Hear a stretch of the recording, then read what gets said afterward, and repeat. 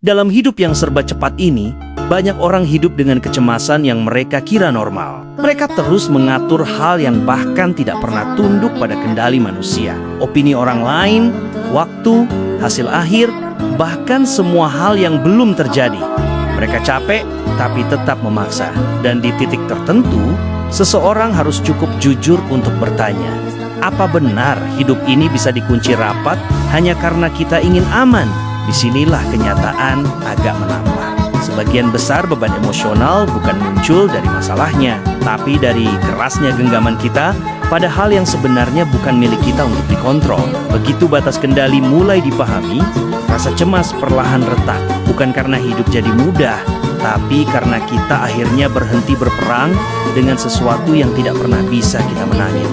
Ketika seseorang bisa membedakan mana yang bisa ia ubah dan mana yang tidak, ruang dalam dirinya mulai pulih. Hal yang dulu bikin gelisah mulai reda, hanya karena ia berhenti memaksa dunia berjalan sesuai kemauannya. Menerima bukan berarti menyerah, itu cuma cara lain untuk berkata, gue fokus sama yang memang bisa gue lakukan. Dari sini, damai itu datang pelan-pelan. Pertama, menyadari batas kemampuan manusia. Tidak semua hal tunduk pada usaha. Mengakui ini bukan kelemahan. Justru dari sini, ketegangan mulai rontok. Kedua, mengenali apa yang bisa diubah. Energi mental itu terbatas. Buang ke hal yang bisa digerakkan, bukan ke asumsi yang berisik. Ketiga, belajar menerima ketidakpastian. Hidup memang tidak stabil. Semakin ditolak, semakin besar cemasnya. Keempat, mengatur ulang arah pikiran. Pikiran yang muter di hal yang sama hanya bikin frustasi. Mengarahkannya ke tindakan nyata, bikin napas lebih panjang. Kelima, membatasi pengaruh tekanan eksternal.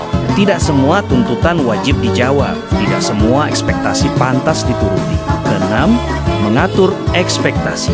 Ketika hasil akhir bukan sepenuhnya di tangan kita, yang dipegang harusnya proses, bukan hayalan. Ketujuh, menata respons kita pada kejadian.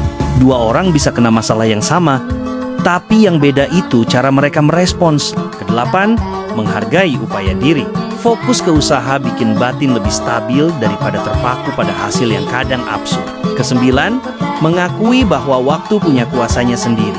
Ada hal yang cuma bisa selesai ketika waktunya tiba, bukan ketika kita panik. Kesepuluh, belajar melepas yang bukan milik kita.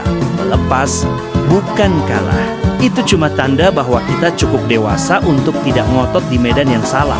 Pada akhirnya, kecemasan terbesar justru sering datang dari hal yang tidak pernah benar-benar bisa kita genggam. Jadi jujur dikit, hal apa yang selama ini paling keras lo paksa buat lo kuasai, padahal dari awal bukan wilayah lo? Coba komen sekarang.